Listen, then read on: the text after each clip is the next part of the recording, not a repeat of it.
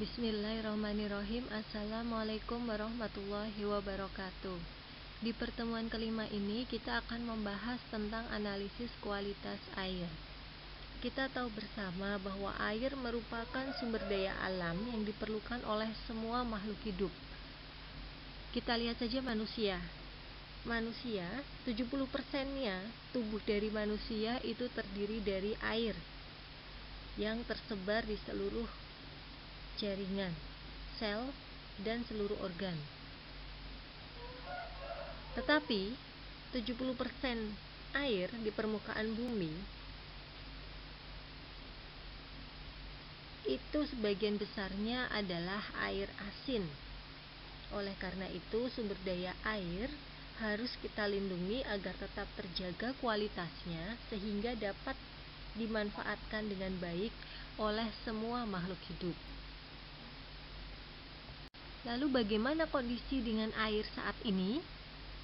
Nah, seiring dengan perkembangan dan pembangunan di Indonesia yang semakin pesat ini memberikan dampak terhadap kualitas air yang tidak dapat dihindari lagi. Salah satunya adalah terjadinya degradasi kualitas air.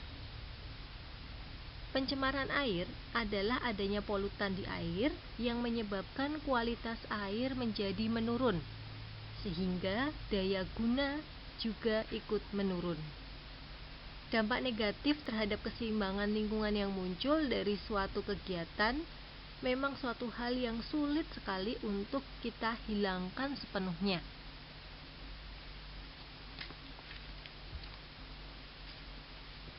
Salah satu upaya yang dapat dilakukan adalah dengan meminimumkan perubahan yang kemungkinan akan muncul.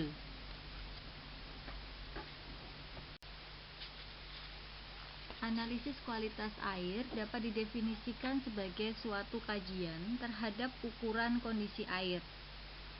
Dilihat dari karakteristik fisik, kimiawi, dan biologis.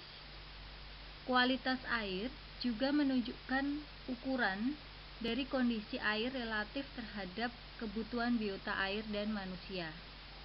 Kualitas air seringkali dijadikan sebagai ukuran standar terhadap kondisi kesehatan ekosistem air dan kesehatan manusia terhadap air minum. Kondisi air sangat bervariasi, tergantung pada kondisi lingkungan setempatnya. Analisis ini diperlukan untuk mengetahui kualitas air baku yang akan digunakan sebagai sumber air untuk air minum. Hal ini menjadi sangat penting karena kualitas air yang tidak sesuai dengan persyaratan akan dapat menimbulkan gangguan kesehatan, baik secara langsung maupun tidak langsung. Selain itu, dengan menganalisis kualitas air baku, maka kita dapat menentukan rangkaian jenis pengolahan yang dibutuhkan untuk menghasilkan keluaran air yang sesuai dengan ketentuan yang berlaku. Oleh karena itu, hasil analisis yang digunakan adalah pada saat keadaan maksimum. Tujuannya adalah untuk memaksimalkan pengolahan agar air hasil pengolahan tetap dapat memenuhi syarat yang berlaku. Maka perlu dilakukan pengolahan pada beban maksimum, sehingga pada saat keadaan rata-rata dan pada saat keadaan minimum itu tidak perlu lagi peningkatan efisiensi dari pengolahan tersebut.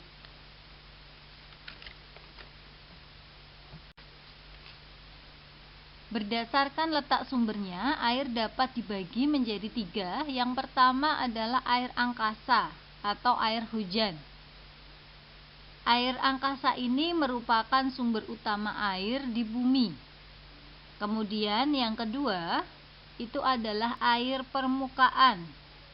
Air permukaan itu contohnya adalah air yang mengalir di sungai, danau, telaga, waduk, rawa, air terjun, dan sumur permukaan. Untuk air permukaan itu sebagian besar berasal dari air hujan yang jatuh di permukaan bumi. Kemudian yang ketiga ada air tanah. Air tanah atau yang disebut dengan groundwater.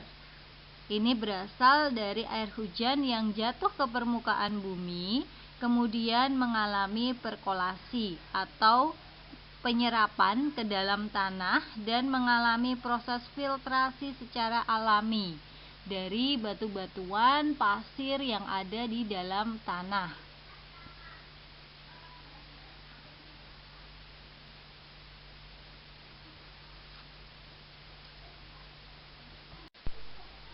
Berdasarkan peruntukannya, air dapat digolongkan menjadi 4. Yang pertama adalah air untuk golongan A,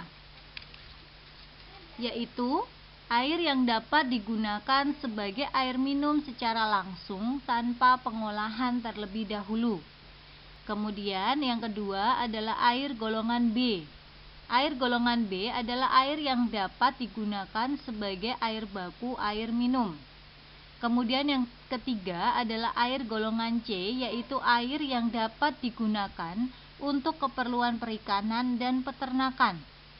Yang keempat adalah air golongan D, yaitu air yang dapat digunakan untuk keperluan pertanian, usaha di perkotaan, industri, dan pembangkit listrik tenaga air. Standar baku mutu kesehatan lingkungan untuk media air. Yang pertama adalah berdasarkan Peraturan Menteri Kesehatan Republik Indonesia Nomor 32 Tahun 2017, yaitu tentang standar baku mutu kesehatan lingkungan dan persyaratan kesehatan air untuk keperluan higien sanitasi, kolam renang, solus per aqua, dan pemandian umum. Standar baku mutu kesehatan lingkungan untuk media air untuk keperluan higien sanitasi yang meliputi parameter fisik, biologi, dan kimia, yang nanti di dalamnya itu ada parameter wajib dan parameter tambahan. Apa itu parameter wajib? Parameter wajib adalah parameter yang harus diperiksa secara berkala sesuai dengan ketentuan peraturan perundang-undangan. Sedangkan untuk parameter tambahan itu hanya diwajibkan untuk diperiksa jika kondisi geohidrologi mengindikasikan adanya potensi pencemaran berkaitan dengan parameter tambahan. Kemudian yang kedua itu adalah dalam Permenkes RI nomor 492 tahun 2010, yaitu tentang persyaratan kualitas air minum. Nah, di sana dijelaskan bahwa air minum adalah air yang melalui proses pengolahan atau tanpa proses pengolahan yang memenuhi persyaratan kesehatan dan dapat langsung diminum. Nah, air minum itu harus aman bagi kesehatan itu jika telah memenuhi persyaratan secara fisik, mikrobiologi, kimiawi, dan radioaktif yang dimuat dalam parameter wajib dan parameter tambahan. Masih sama ya. Jadi yang dimaksud dengan parameter wajib adalah persyaratan kualitas air minum yang wajib diikuti dan ditaati oleh seluruh penyelenggara air minum. Nah, yang bagi yang sudah punya bukunya dapat dilihat di situ untuk yang Peraturan Menteri Kesehatan Republik Indonesia Nomor 32 Tahun 2017 itu sudah ada di buku halaman 44. Sedangkan untuk Permenkes RI nomor 492 tahun 2010 itu sudah ada di buku halaman 46. Pencemaran air adalah adanya polutan yang masuk ke dalam air dan menyebabkan kualitas air menjadi menurun, sehingga daya guna dari air tersebut juga ikut menurun. Nah, zat pencemar yang berada di dalam air itu dapat dikelompokkan menjadi dua, yaitu yang pertama adalah pencemar yang dapat diurai. Nah, untuk pencemar yang dapat terurai itu umumnya berupa bahan organik seperti kotoran hewan, manusia, dan sisa tumbuhan yang sudah mati. Penguraian ini dilakukan oleh bakteri baik secara aerobik maupun anaerobik. Sedangkan yang kedua itu adalah pencemar yang tidak dapat diurai.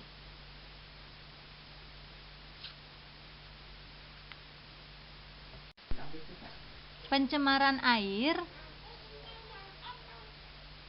adalah adanya polutan yang masuk ke dalam air dan menyebabkan kualitas air tersebut menjadi menurun, sehingga daya gunanya juga ikut menurun. Secara umum, pencemaran air dapat dikategorikan yang pertama yaitu mikroorganisme patogen. Kemudian yang kedua ada sedimen, ada pencemar anorganik, ada pencemar organik, dan kenaikan temperatur.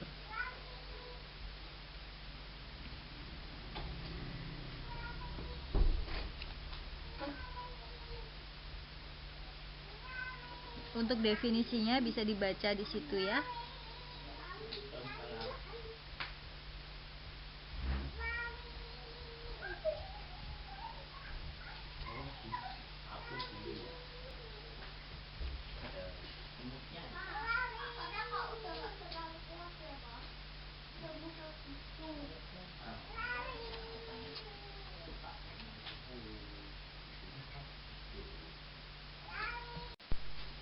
Kemudian kita lanjutkan lagi untuk NAB atau nilai ambang batas.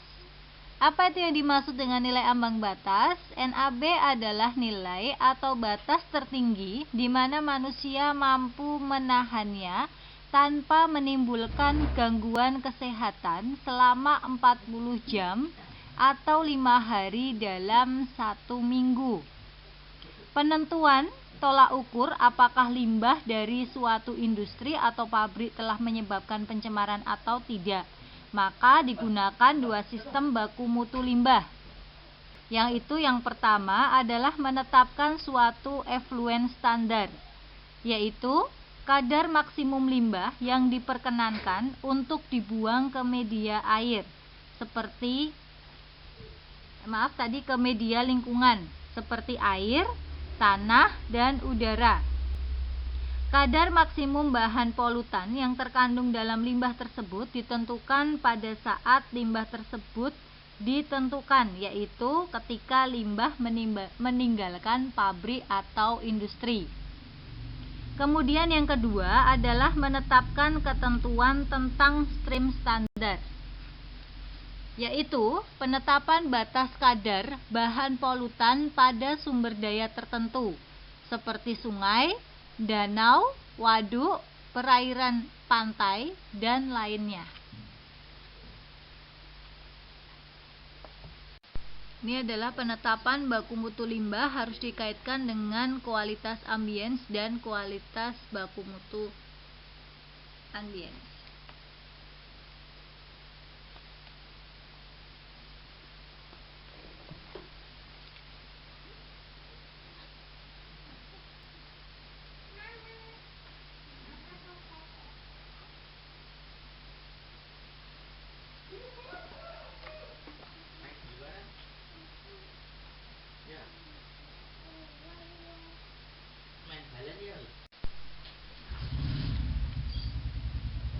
Kita masuk ke pengukuran sampel air. Penilaian kualitas pada lingkungan merupakan kegiatan pengumpulan sejumlah kecil sampel dari populasi yang banyak, namun harus masih mewakili secara keseluruhan.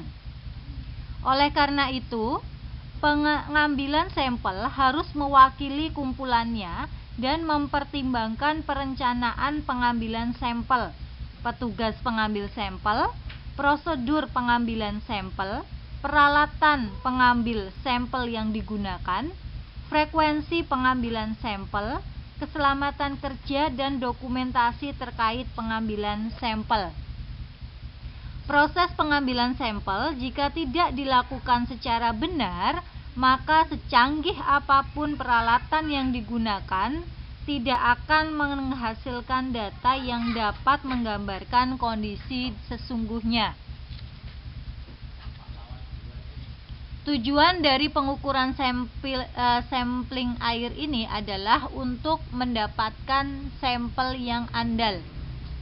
Metode pengambilan sampel ini meliputi persyaratan dan tata cara pengambilan sampel kualitas air untuk keperluan pemeriksaan kualitas air yang mencakup pemeriksaan fisik, kimia, mikrobiologi, biologi, dan lainnya.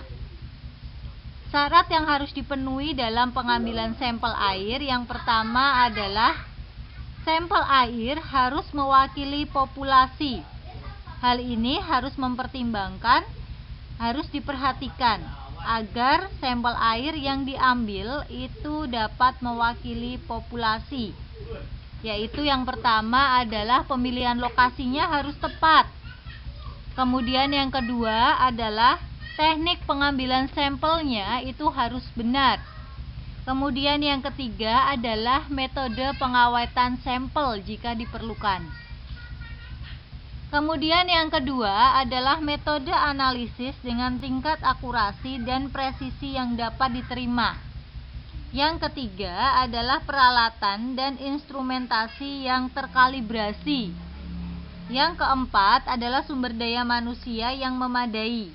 Analis dan laboran itu memiliki pengetahuan dan keterampilan yang baik.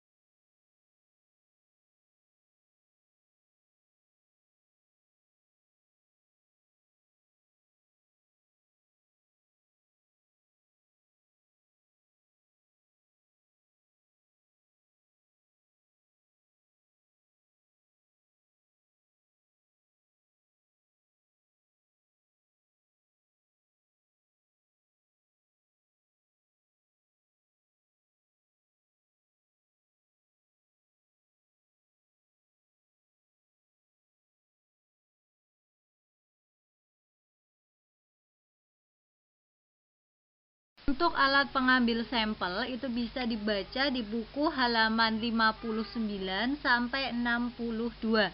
Di sana sudah lengkap sekali ya untuk alat pengambilan sampelnya.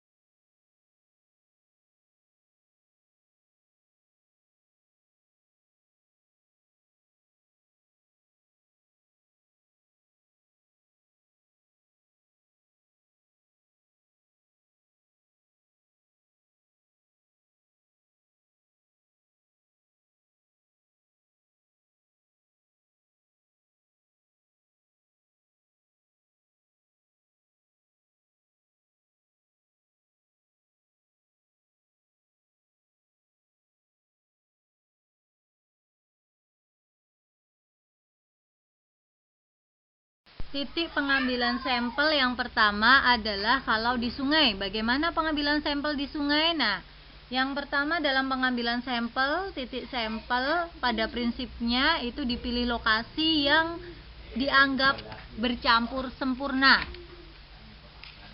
Nah, oleh karena itu, hindari pengambilan sampel di tempat yang diam. Jika sungai terdiri dari beberapa aliran yang terpisah, maka pilih aliran yang terbesar.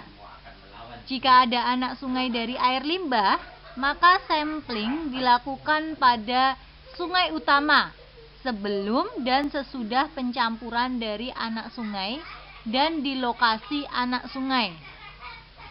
Lokasi sampling air itu dipengaruhi dari kecepatan air. Nah, itu bisa dilihat pada SNI 0624211991.